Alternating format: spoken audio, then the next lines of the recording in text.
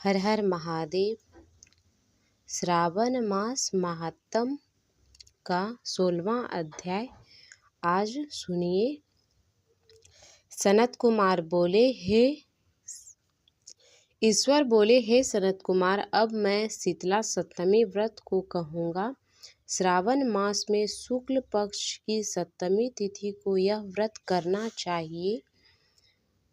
सबसे पहले दीवार पर एक वापी का आकार बनाकर अशरीरी संज्ञक दिव्य रूप वाले 7 जल देवताओं, 2 बालकों से युक्त पुरुष संज्ञक नारी, 1 घोड़ा, 1 वृषभ तथा नर वाहन सहित 1 पालकी भी उस पर बना दे। इसके बाद 16 उपचार से 7 जल देवताओं की पूजा होनी चाहिए। इस व्रत के साधन में ककड़ी और दही अदौन का भोग नैवेद्य अर्पित करना चाहिए। उसके बाद नैवेद्य के पदार्थ में से ब्राह्मणों को वायन देना चाहिए। इस प्रकार 7 व्रत इस व्रत को करने के बाद उद्यापन करना चाहिए। इस व्रत में प्रत्येक वर्ष 7 सुवासिनियों को भोजन कराना चाहिए। जल देवताओं की प्रतिमाएं एक सुवर्ण पात्र में रखकर बालकों सहित एक दिन पहले सायंकाल में भक्ति पूर्वक उनकी पूजा करनी चाहिए। प्रातःकाल पहले गृह होम करके देवताओं के निमित्त चरु से होम करना चाहिए।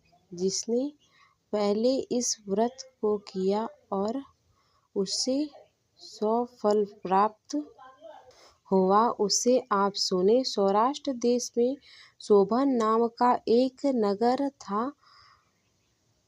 उसमें सभी धर्मों के प्रति निष्ठा रखने वाला एक साहूकार रहता था। उसे जल रहित एक अत्यंत निर्जन वन में बहुत पैसा खर्च करके शुभ तथा मनोहर सीढ़ियों से युक्त पशुओं को जल पिलाने के लिए सरलता से उतरने चढ़ने योग्य हट पत्थर से बंधी हुई तथा लंबे समय तक टिकने वाली एक बावली बनवाई। उस बावली के चारों ओर थके राहगीरों के विश्राम के लिए अनेक प्रकार के वृक्ष से शोभनीयमान एक बाग लगाया, लेकिन वह बावली सूखी ही रह गई। उसको और उसमें एक बूंद पानी नहीं आई। साहूकार सोचने लगा कि मेरा प्रयास व्यर्थ हो गया और व्यर्थ ही धन खर्च हो गए। इस चिंता में विचार करता हुआ वह साहूकार रात में भी वहीं सो गया। तब रात्रि में उसे स्वप्न में जल देवता आए और उन्हें कहा कि हे धनद, जल के आने का उपाय तुम सुनो। यदि तुम हम लोगों के लिए आदर पूर्वक अपने पुत्र की बलि दो तो उसी समय तुम्हारी यह बावली जल से भर जाएगी। यह स्वप्न देखकर साहूकार ने सुबह अपने पुत्र को बताया। उसके पुत्र का नाम द्रविण था और वही भी धर्म कर्म में आस्था रखने वाला था। वह कहने लगा, आप मुझ जैसा पुत्र के पिता हैं। यह धर्म का कार्य है, इसमें आपको ज़्यादा विचार ही नहीं करनी चाहिए। यह धर्म की है जो स्थिर रहेगी और पुत्र आदि सब नश्वर है। अल्प मूल्य से महान वस्तु प्राप्त हो रही है। सीतातु और चंडासु यह मेरे 2 पुत्र हैं।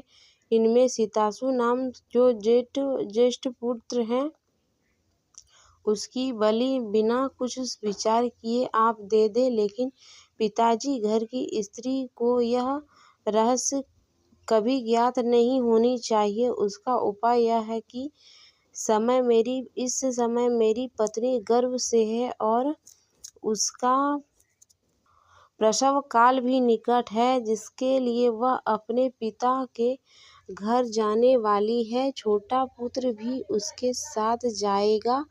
हे तात, उस समय यह कार्य निर्विघ्न रूप से संपन्न हो जाएगा। पुत्र की यह बात सुनकर पिता उस पर अत्यंत प्रसन्न हुए और बोले, हे पुत्र, तुम धन्य हो और मैं भी धन्य हूँ जो तुम जैसा पुत्र का पिता हूँ। इस बीच सुशीला के घर से उसके पिता का बुलावा आ गया और वह जाने लगी। तब उसके ससुर तथा पति ने कहा कि यह ज्येष्ठ पुत्र हमारे पास ही रहेगा, तुम इस छोटे पुत्र को ले जाओ। इस पर उसने ऐसा ही किया। उसके चले जाने के बाद पिता पुत्र ने उस बालक के शरीर में तेल का लेप किया और अच्छी प्रकार स्नान कराकर सुंदर वस्त्र आभूषण से अलंकारित करके उन्हें के तट पर खड़ा किया और बावली के तट पर खड़ा किया। कहा कि बावली के जल देवता, इस बालक के बलिदान से आप प्रसन्न हो। उसी समय वह बावली अमृत तुल्य जल से भर गई। वे दोनों पिता पुत्र शौक व हर्ष से युक्त होकर घर की ओर चल दिया।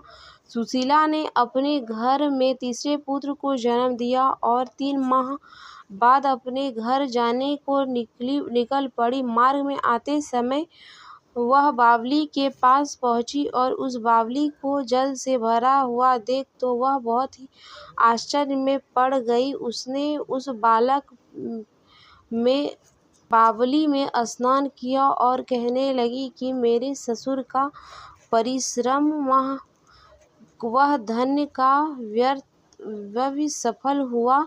उस दिन श्रावण मास के शुक्ल पक्ष की सप्तमी थी और सुशीला ने सप्तमी नामक शुभ व्रत रखा था। उसके वहीं पर चावल पकाए और दही भी ले आई। इसके बाद जल देवता का विधिवत पूजन करके दही भात तथा ककड़ी फल का नैवेद्य अर्पित किया। तब ब्राह्मणों को वायन देकर साथ के लोगों के साथ मिलकर उस नैवेद्य अन्न का भोजन किया। उस स्थान से सुशीला का ग्राम 1 योजन की दूरी पर थी। उस समय बाद वह सुंदर पालकी में बैठे दोनों पुत्र के साथ वहां से चल पड़ी। तब वे जल देवता कहने लगे कि हमने इसका पुत्र जीवित करके इसे वापस करना चाहिए, क्योंकि इसने हमारे व्रत किए हैं। साथ ही यह उत्तम बुद्धि रखने वाली स्त्री है। इस व्रत के प्रभाव से इसे नूतन पुत्र देना चाहिए। पहले उत्पन्न पुत्र को यदि हम ग्रहण किए रह गए तब हमारी प्रसन्नता का फल ही क्या। आपस में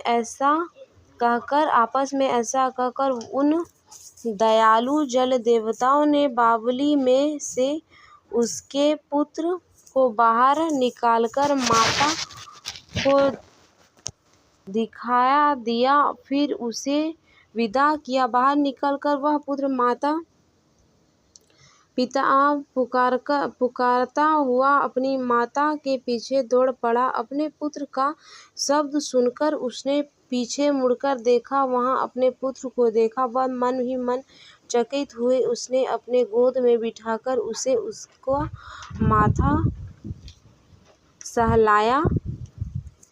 इस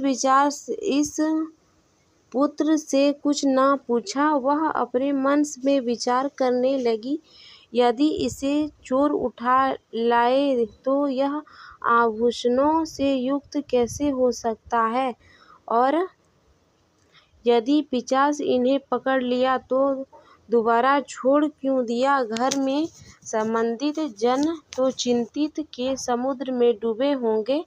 इस प्रकार सुशीला सोचते हुए नगर के द्वार पर आ गई। तब लोग कहने लगे कि सुशीला आई है। यह सुनकर वे पिता पुत्र अत्यंत चिंता में पड़ गए कि वह न जाने क्या करेंगी और उसके पुत्र के बारे में हम क्या जवाब देंगे।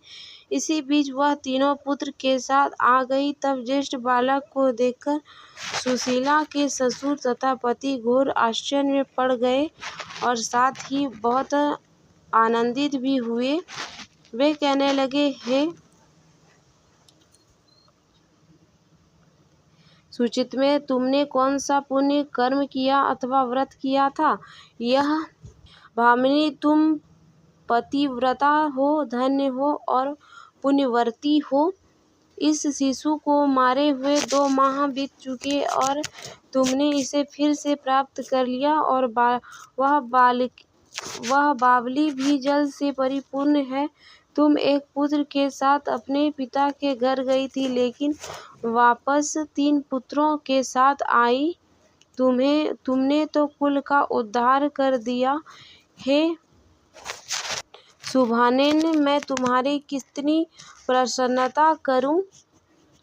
अंत में उस सभी ने मनोवांछित सुखों का भोग करके बहुत आनंद प्राप्त किया। हे वत्स, मैंने इस शीतला सप्तमी व्रत को आपसे कह दिया।